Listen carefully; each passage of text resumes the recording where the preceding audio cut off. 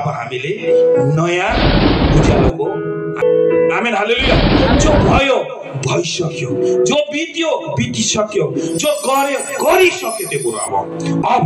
तपाईँ केमा आउनु पर्यो नयाँ जीवनमा प्रवेश गर्नु पर्यो हालेलुया नयाँ बाटोमा प्रवेश गर्नु पर्यो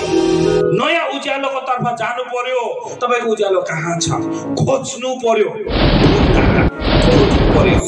अब मेरो हातमा चाहिँ जब शरीरबाट निस्किन्छ भने अब कहाँ जाने त्यो बाटोलाई खोज्नु पर्यो त्यो सत्यलाई खोज्नु पर्यो त्यो सत्य वचनलाई बुझ्नु पर्यो हालेलुया तब तपाईलाई आउनेवाला दिनकोमा तपाईले आफ्नो जीवनलाई जिउनुलाई कठिनाइ पर्दैन आरामले तपाईले परमेश्वरमा महिमा गर्दै नाच्दै उछालिँदै तपाईले हाँस्दै तपाई अगाडि बढ्न सक्नुहुन्छ हालेलुया यही परमेश्वरले त्यही भन्नुहुन्छ त्यसैले हरेक चीजको लागि समय छ रुयो तपाई पहिला रुनु भयो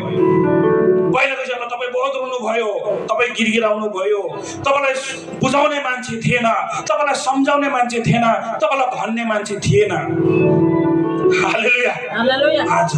प्रभु येशू मसीहद्वारा जनहरूले तपाईलाई भन्दैछ सुन्नुहोस् सुन्नुहोस् के भन्दैछ सुन्नुहोस् परमेश्वरको जनहरूले के बात भन्दैछ सुन्नुहोस् कस्तो कुरा गर्दैछ सुन्नुहोस् कुन बाटो देखाउँदैछ सुन्नुहोस् हेर्नुहोस् यो सही हो हालेलुया यो पक्का सही हो के उसले सही भनेको छ निहाल्नुहोस् हालेलुया जाँच पडताल गर्नुहोस् जीवनलाई अगाडि बढाउनुहोस् हालेलुया किनकि तपाईको जीवनको